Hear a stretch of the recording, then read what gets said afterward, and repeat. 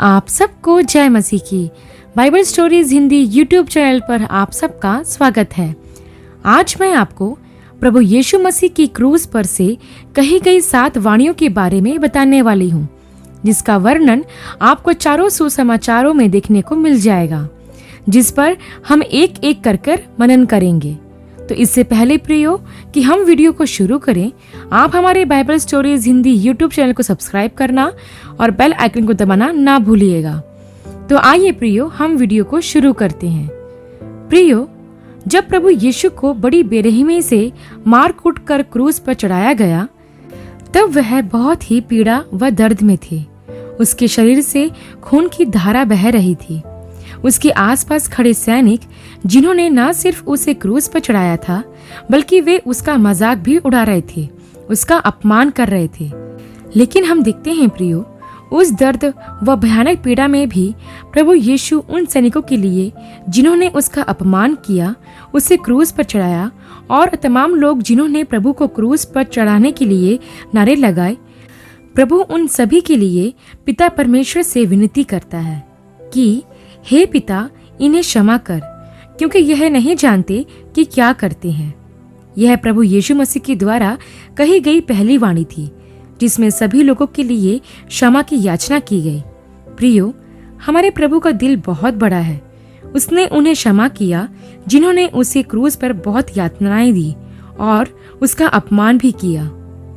प्रियो, यहाँ प्रभु हमें सिखाना चाहते हैं कि जैसे उन्होंने अपने अपराधियों को क्षमा किया, हम भी अपने अपराधों को क्षमा करें, जिन्होंने हमारे विरुद्ध अपराध किए हों। प्रियो, आज ऐसे बहुत से लोग हैं जो परमेश्वर पिता से तो क्षमा पाना चाहते हैं, लेकिन वह क्षमा करना नहीं चाहते।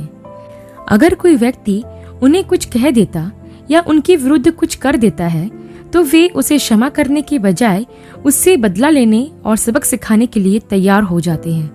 लेकिन क्रूस पर से प्रभु ने उन लोगों को क्षमा करते हुए, जिन्होंने उसे क्रूस पर चढ़ाया था, हमारे लिए एक उदाहरण प्रस्तुत किया, ताकि हम भी अपने सताने वालों को, हमें दुख देने वालों को, यहाँ तक कि हमें नुकसान पहुँचाने वाले को, हमें मारने वाले सभी को क्षमा कर सके।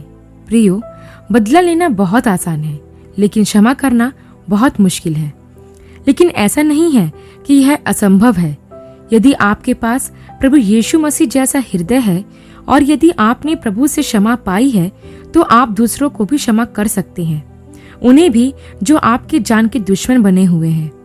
प्रियो, आज ऐसे बहुत से लोग हैं जो अपने दिल में उन लोगों के लिए क्रोध और नफरत रखते हैं, जिन्होंने उनको हानि पहुंचाई हो।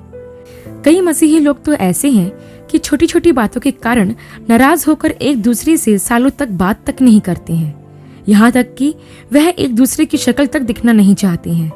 लेकिन ध्यान रखिए प्रियो, यदि हम क्षमा नहीं करेंगे तो हम क्षमा प्राप्त भी नहीं कर सकते हैं। जब तक हम अपने अपराधियों को क्षमा नहीं करेंगे, तब तक हमारे अपराध भी क्षमा नहीं होंगे। तब हम आगे देखते हैं प्रियो कि जब प्रभु यीशु को क्रूस पर चढ़ाया गया था, उस समय प्रभु की दाहिनी ओर और बाईं ओर 2 डाकुओं को भी चढ़ाया गया था। ऐसा इसलिए किया गया था ताकि यीशु को और जलील कर सके। लेकिन प्रभु को क्रूस पर चढ़ाने वाले यह नहीं जानते थे कि वह अनजाने में प्रभु के लिए की गई भविष्यवाणी को पूरा कर रहे हैं। जैसा यशायाह 53 के 12 वचन में लिखा है कि वह अपराधियों के संग गिना गया। प्रियो, जो डाकू प्रभु यीशु मसीह के साथ लटकाए गए थे, उनमें से एक ने प्रभु से कहा, क्या तू मसीह नहीं है? तो फिर अपने आप को और हमें बचा।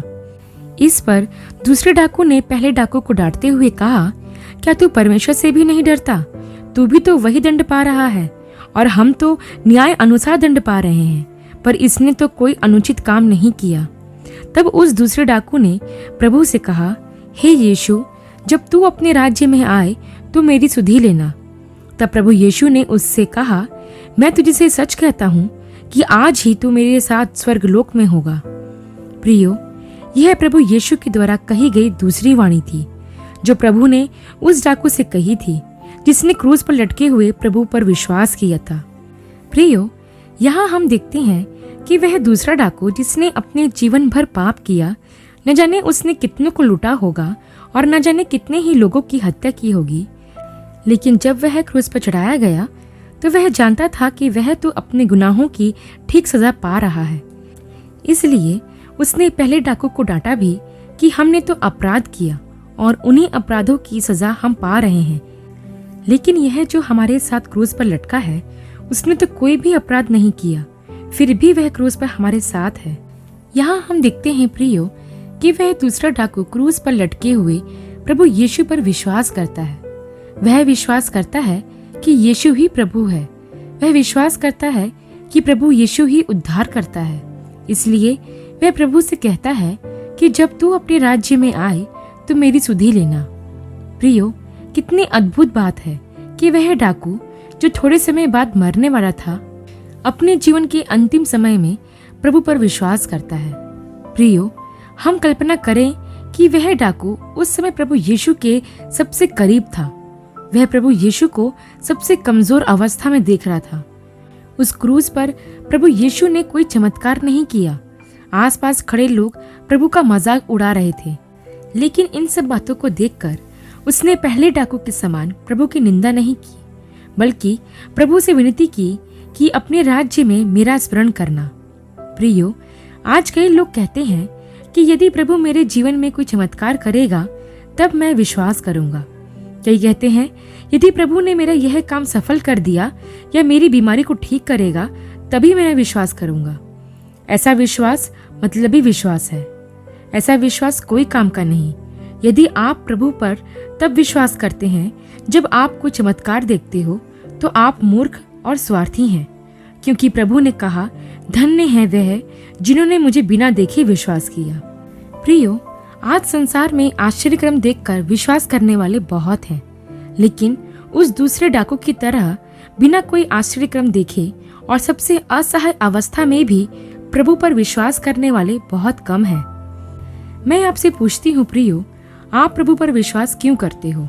क्योंकि प्रभु ने आपके जीवन में कोई चमत्कार किया है इसलिए, या फिर इसलिए कि वह निर्दोष होकर भी हमारे पापों के लिए क्रूस पर चढ़ाया गया? तब हम आगे देखते हैं प्रियो कि जब प्रभु यीशु ने अपनी माता और उस चेले को जिससे वह प्रेम करता था पास खड़े और रोते देखा, तो प्रभु ने अपनी माता से कहा, हे नारी, देख यह तेरा पुत्र है। तब प्रभु ने उस चेले से जिससे वह प्रेम रखता था कहा, यह तेरी माता है। और उसी समय से वह चेला प्रभु की माता मरियम को अपने घर ले गया। प्रियो, यह प्रभु यीशु द्वारा क्रूस पर से कही गई तीसरी वाणी थी। प्रियो, क्रूस पर लटके हुए प्रभु ने जब अपनी रोती हुई माँ को देखा होगा तो वह भी करुणा से भर गया होगा। भले ही प्रभु ने क्रूस पर से मरियम को हे नारी कहकर पुकारा हो, लेकिन हे नारी कहने से प्रभु का प्रेम अपनी माँ मरियम के लिए कुछ भी कम नहीं हुआ था, बल्कि वह तो अपनी माँ के लिए चिंतित था कि मेरे जाने के बाद मेरी माँ का ख्याल कौन रखेगा, कौन उसकी देखभाल करेगा, कौन उसे संभालेगा। ये सब बातें प्रभु के मन में चल रही होगी। इसलिए तो उसने क्रूस पर से अपनी माँ की सारी जिम्मेदारी अपने प्रिय चेले को, जो उस समय उसके पास खड़ा था, जिसका नाम यूहन्ना था, दे दी। प्रियो, क्रूस पर लटका हुआ यीशु मसीह आज की पीढ़ी के लिए एक बहुत जरूरी संदेश दे गया, क्योंकि आज की पीढ़ी के लोग अपने माता पिता की सेवा करना नहीं चाहते। वह उनकी बुढ़ापे के समय उनकी सेवा करने के बजाय उन्हें वृद्धाश्रम में छोड़कर आ जाते हैं। आज ऐसे कितने ही माता पिता हैं जिनके बच्चे होने पर भी वह ओल्ड एज होम में अपने जीवन का आखिरी समय काट रहे हैं। माता पिता बड़ी उम्मीद से अपने बच्चों को पालते पोसते हैं कि बड़े होकर उनके बच्चे उनके बुढ़ापे का सहारा बनेंगे, लेकिन वही बच्चे बड़े होने पर अपने कामों में और अपनी जिंदगी में इतने व्यस्त हो जाते हैं कि अपने बूढ़े माता पिता के लिए, उनकी सेवा करने के लिए उनके पास समय ही नहीं रहता। जो माता पिता अपने बच्चों की उंगली पकड़कर उन्हें चलना सिखाते हैं, वही बच्चे उनका हाथ छोड़कर उनसे दूर चले जाते हैं। वो माता पिता जिन्होंने अपने बच्चों की गंदगी साफ की, उन्हें नहलाया धुलाया, जब माता पिता के बुढ़ापे में उनकी गंदगी साफ करने का समय आता है तो बच्चों को घिन आती है, या वह उनकी सफाई करके खुद गंदे नहीं होना चाहते हैं। वह माता पिता जब उनकी बच्चे बीमार पड़ते हैं तो वह अपने बच्चों को ठीक कराने के लिए जमीन आसमान एक कर देते हैं और पैसा पानी की तरह बहा देते हैं। लेकिन जब वह खुद बीमार पड़ते हैं तो उनके बच्चे एक गोली लाकर दे देते हैं और कहते हैं, खा के सो जाओ, कल तक ठीक हो जाओगे। आज यदि बच्चे माता पिता की जिम्मेदारी को और अपने उत्तरदायित्व को समझें तो मैं समझती हूँ कि आज जितने वृद्धाश्रम देश में खुले हैं उनमें से एक की भी जरूरत नहीं पड़ेगी। लेकिन दुर्भाग्य उन माताओं और पिताओं का कि उनको अपनी जिंदगी के आखिरी सुनहरे पल अपने जैसे ही दुखी व ठुकराए हुए लोगों के साथ गुजारने पड़ रहे हैं। प्रियो, प्रभु यीशु मसीह से सीखें कि वह क्रूस पर भी अपनी माता के लिए चिंतित था और वह चाहता था कि कोई उसका ख्याल रखे। इसलिए उसने वह जिम्मेदारी यूहन्ना को सौंप दी। क्या आप अपने माता पिता की सेवा करने, उन्हें संभालने तथा उनकी जिम्मेदारी उठाने के लिए तैयार हैं? तब हम आगे देखते हैं प्रियो, जब प्रभु यीशु मसीह को क्रूस पर लटके हुए लगभग तीसरा पहर हो गया, तब प्रभु यीशु मसीह ने बड़े शब्द से पुकार कर यह कहा कि इलोई इलोई लमा शबक्तनी, जिसका अर्थ यह है, हे मेरे परमेश्वर, हे मेरे परमेश्वर, तूने मुझे क्यों छोड़ दिया। प्रियो, यह प्रभु यीशु मसीह द्वारा कही गई चौथी वाणी है। यह शब्द प्रभु यीशु मसीह के हृदय की वेदना को बयां करते हैं। क्रूस पर लटके हुए खून से लथपथ प्रभु यीशु मसीह को उस समय इतना दर्द नहीं हो रहा था जितना दर्द उसे तब हुआ जब स्वर्गीय पिता ने उसे कुछ समय के लिए छोड़ दिया था। अब आप सोच रहे होंगे कि परमेश्वर पिता ने प्रभु यीशु मसीह को क्यों छोड़ दिया। तो मैं आपको बता दूं प्रियो कि बाइबल में ऐसा लिखा हुआ है कि वह जो पाप से अज्ञात था उसी को परमेश्वर ने हमारे लिए पाप ठहराया। जिसने कभी कोई पाप नहीं किया था और ना ही कोई छल की बात उसके मुंह से निकली थी, उस प्रभु यीशु मसीह पर परमेश्वर ने सारी दुनिया के पाप का बोझ लाद दिया था।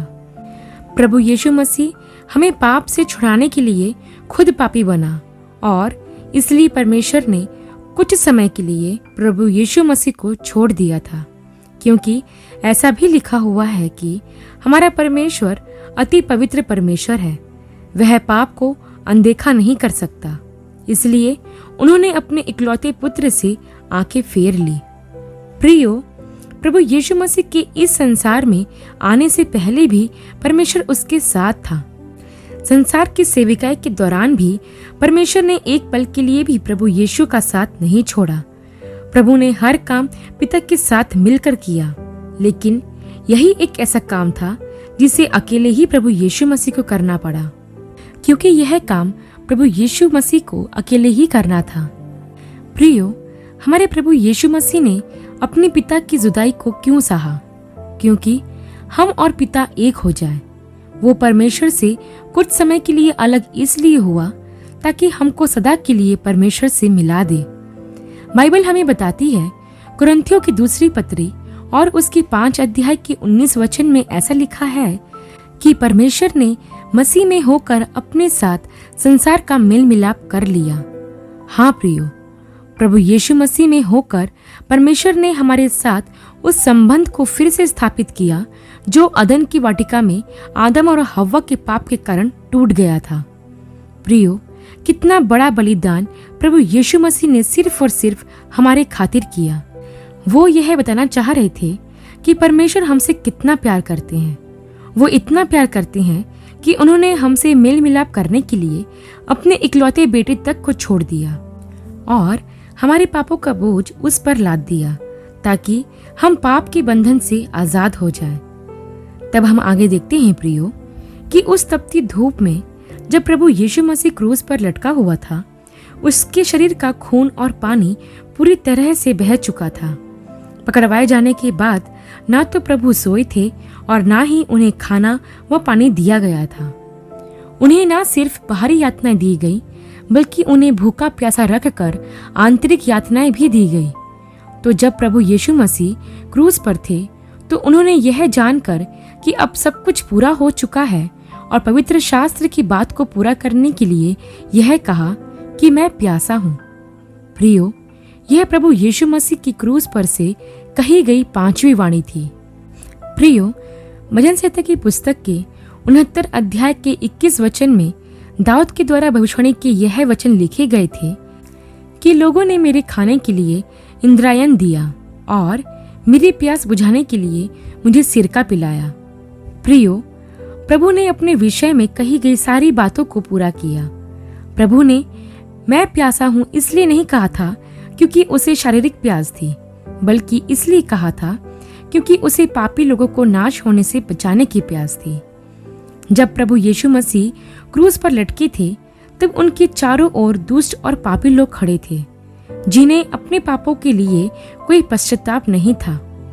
प्रभु जानते थे कि यह नाश होने वाले हैं, इसलिए प्रभु ने कहा कि मैं प्यासा हूं।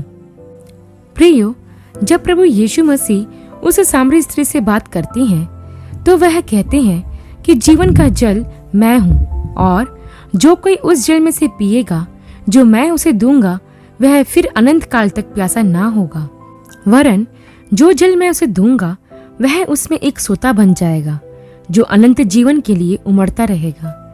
तो आप खुद ही सोचिए प्रियो, हमारा प्रभु यीशु मसीह तो वह जल का सोता है जिसमें से अगर कोई पी ले तो वह फिर कभी प्यासा ना होगा, बल्कि वह खुद एक सोता बन जाएगा। तो जब प्रभु यीशु मसीह क्रूस पर थे, तो उन्हें शारीरिक नहीं बल्कि आत्माओं की प्यास थी, क्योंकि वह किसी भी आत्मा को नाश होने देना नहीं चाहते थे। वह चाहते थे कि हर एक आत्मा का उद्धार हो और हर एक स्वर्गीय राज्य का वारिस बने। वैसे ही हमें भी इस संसार में खोई हुई आत्माओं के उद्धार की प्यास होना बहुत जरूरी है। जब हमें पानी नहीं मिलता तो हम कितने व्याकुल होते तथा तड़पते हैं। वैसे ही तड़प और व्याकुलता हमें इस संसार में पापियों को बचाने के लिए होना चाहिए। प्रियो, क्या आप में वह प्यास है जो प्रभु में थी? प्रियो, तब हम आगे देखते हैं कि जब प्रभु यीशु मसीह ने यह कहा था कि मैं प्यासा हूं, तो वहां खड़े सैनिकों ने प्रभु यीशु मसीह को सिरका दिया, लेकिन प्रभु यीशु मसीह ने उसे नहीं पिया। और उसके बाद हम देखते हैं प्रियो कि प्रभु यीशु मसीह के मुख से यह वचन निकला कि पूरा हुआ। प्रियो, प्रभु यीशु मसीह के मुख से कही गई यह 6वीं वाणी थी। प्रियो, क्या आपने कभी सोचा है कि प्रभु यीशु मसीह ने यह क्यों कहा? बाइबल हमें बताती है प्रियो कि हम सब पापी और नरक के दंड के योग्य थे। हमारी नियति परमेश्वर का क्रोध थी, लेकिन परमेश्वर हमसे प्यार करते हैं, इसलिए वो नहीं चाहते कि कोई भी प्राणी नाश हो। इसलिए उसने अपने इकलौते पुत्र को इस संसार में भेज दिया। प्रियो, पुराने नियम के अनुसार यदि हम देखें तो हम पाते हैं कि लहू बहाए बिना पापों की क्षमा नहीं थी। व्यवस्था के अनुसार अगर कोई व्यक्ति पाप करता था तो मिलाप वाले तंबू में एक बछड़े पर याजक लोग हाथ रखते थे तथा उस बछड़े को यहोवा के सामने बलि किया करते थे। तब उस बछड़े के लहू को लेकर याजक लोग तंबू के बीच वाले पर्दे के सामने वेदी पर 7 बार छिड़कते थे और बचा हुआ सब लहू होम बलि की वेदी पर उंडेल दिया जाता था। इस तरह से याजक लोग इजरायलियों के लिए प्रायश्चित किया करते थे, लेकिन यह क्षमा स्थिर नहीं थी। याजकों को यह बार बार करना पड़ता था, लेकिन प्रभु यीशु मसीह ने अपना ही लहू बहाकर सारी दुनिया के लोगों के पापों का प्रायश्चित किया और हमें हमारे पापों से पूरी तरह से छुटकारा दिया। प्रियो, परमेश्वर यही चाहते थे कि मनुष्य जाति पाप से पूरी तरह से छूट जाए। मनुष्य के उद्धार की योजना परमेश्वर ने आदि से ही बना ली थी। इससे पहले कि प्रभु यीशु मसीह दुनिया में आते, उसके बलिदान की योजना परमेश्वर ने पहले ही बना ली थी और जब समय आया तो परमेश्वर ने उस योजना को पूरा कर दिया। और जब प्रभु यीशु मसीह ने यह देखा कि जो कुछ मेरे लिए ठहराया गया था वह सब कुछ पूरा हो चुका है, तब प्रभु यीशु मसीह ने यह कहा कि पूरा हुआ। प्रियो, यहाँ मैं आपसे एक बात पूछना चाहती हूँ कि आप में से ऐसे कितने लोग हैं जो अपने अंतिम समय में यह कह सकेंगे कि मैंने प्रभु का काम जो मुझे सौंपा गया था पूरा कर लिया है। जैसे पौलुस कहता है कि मैंने अपनी दौड़ पूरी कर ली है। प्रियो, ध्यान रखिए कि जब प्रभु यीशु मसीह क्रूस पर मर रहे थे तो उन्हें यह चिंता नहीं थी कि कोई काम अधूरा रह गया है, लेकिन उन्हें इस बात की तसल्ली थी कि मनुष्य जाति के उद्धार का काम पूरा कर दिया गया है। क्या आप उस काम को पूरा कर रहे हैं जो प्रभु ने आपको सौंपा है? आप इस दुनिया में सिर्फ खाने पीने और सोने के लिए नहीं हैं। प्रभु ने आपके लिए कुछ काम सोच कर रखा है, लेकिन क्या आप उस काम को कर रहे हैं? क्या आप अपने आखिरी समय में सुकून से अपनी आंखें बंद करेंगे, या आपके अंदर एक प्रकार का भय होगा कि मैं प्रभु के लिए बिना कुछ किए ही इस दुनिया से जा रहा हूँ, मैं प्रभु को क्या मुंह दिखाऊंगा? तब हम आगे देखते हैं प्रियो कि जब प्रभु यीशु मसीह का अंतिम समय निकट आया तो उन्होंने ऊंचे शब्द से पुकार कर यह कहा कि हे पिता, मैं अपनी आत्मा तुझे सौंपता हूँ। प्रियो, यह प्रभु यीशु मसीह के द्वारा कही गई 7वीं और अंतिम वाणी थी, और उसके तुरंत बाद प्रभु यीशु मसीह ने मुंह को झुकाकर अपने प्राण त्याग दिए। प्रियो, यहाँ पर ध्यान रखिए कि क्रूस पर जब किसी को चढ़ाया जाता था तो उसके प्राण तुरंत नहीं निकलते थे। क्रूस पर चढ़ाए गए व्यक्ति को मारने के लिए उसके पांव की हड्डी को तोड़ा जाता था। लेकिन जब हम प्रभु यीशु मसीह के विषय में देखते हैं तो हम पाते हैं कि प्रभु का प्राण किसी ने लिया नहीं, बल्कि उन्होंने अपना प्राण अपनी इच्छा से त्यागा, क्योंकि प्रभु यीशु मसीह को यह अधिकार है कि वह अपना प्राण खुद देते और फिर उसे वापस भी ले लें। एक और बात प्रियो, जो हम यहाँ देखते हैं कि प्रभु ने अपना आत्मा अपने पिता के हाथों में सौंप दिया, क्योंकि वह पिता की ओर से जगत में आया था और फिर इस जगत को छोड़कर वापस पिता के पास जा रहा था। उसने अपनी आखिरी सांस तक आज्ञाकारी जीवन व्यतीत किया। वह क्रूस पर उस काम को पूरा करता है जिस काम के लिए वह स्वर्ग से पृथ्वी पर उतरा था, और फिर वह उसी स्थान में वापस जाने के लिए तैयार था। प्रियो, जब प्रभु यीशु मसीह ने अपने प्राण त्यागे तब बाइबल हमें बताती है कि मंदिर का पर्दा ऊपर से नीचे तक फटकर 2 भाग हो गया और धरती डोल गई और चट्टानें फट गई और कब्रें खुल गईं तथा सोए हुए पवित्र लोगों के बहुत से शव जी उठे और पवित्र नगर में बहुतों को दिखाई दिए। तब वहां खड़ा सूबेदार जो प्रभु यीशु का पहरा दे रहा था, वह भूकंप को और जो कुछ हुआ था उसे देखकर बहुत डर जाता है और कहता है कि सचमुच यह परमेश्वर का पुत्र था। प्रियो, जब मंदिर का पर्दा फटा तो वह नीचे से ऊपर नहीं फटा, क्योंकि अगर नीचे से फटता तो लोगों को लगता कि यह किसी मनुष्य का काम है, परंतु पर्दा ऊपर से फटा। इसका मतलब है कि प्रभु यीशु मसीह के बलिदान के द्वारा जो पर्दा मनुष्यों और परमेश्वर के बीच था, उस पर्दे को खुद परमेश्वर ने फाड़ा। मतलब कि खुद परमेश्वर ने मनुष्यों के साथ मेल मिलाप के लिए कदम बढ़ाया। प्रियो, यही नहीं, वहां घटित हुई सारी घटनाएं इस बात का प्रतीक है कि प्रभु यीशु मसीह कोई साधारण मनुष्य नहीं था, वह परमेश्वर था, और इस बात का विश्वास उस सूबेदार ने भी किया। प्रियो, क्या आप विश्वास करते हैं कि यीशु ही परमेश्वर है? प्रियो, यह सब यातनाएं प्रभु ने सिर्फ आपके और हमारे लिए सही, ताकि हम बचाए जाएं। आशा करती हूँ प्रियो, प्रभु यीशु मसीह के मुख से निकली गई यह 7 वाणियां आपके लिए आशीषमय रही होगी। अगली वीडियो में एक नए विषय के साथ आप सबसे फिर मुलाकात होगी। तब तक के लिए आप सबको जय मसीह की।